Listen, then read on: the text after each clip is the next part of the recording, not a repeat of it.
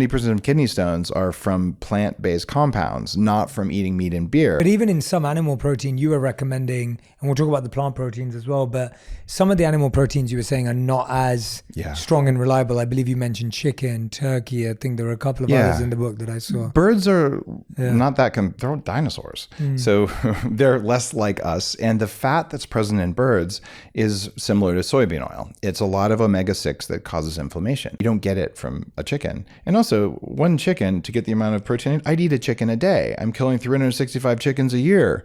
That doesn't feel very good. In addition to that, real chickens, the kind that I grow on my farm, take 9 months to mature. And their fat is rich and yellow and full of vitamins, even though it's not the best kind of fat. But the chickens that you're eating at the store, it takes 6 weeks to get that big because they've been modified and bred to have these incredibly large breasts, and they're terribly mistreated. So unless a chicken is pasture raised and a heritage breed, at which point it's not affordable. They're terribly expensive to raise. Eggs, if you're not allergic, are really a good source of fat and protein.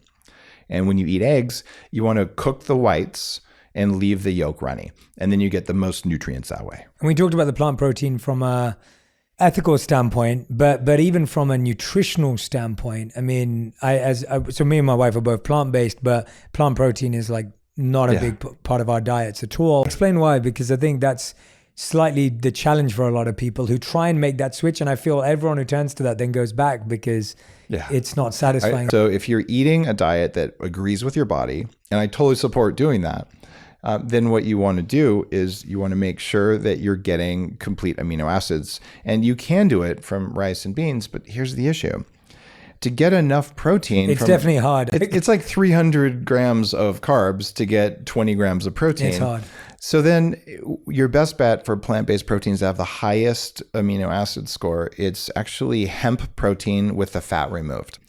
And some things like spinach, kale, even raspberries and almonds are very high in oxalic acid, which I write about in the book.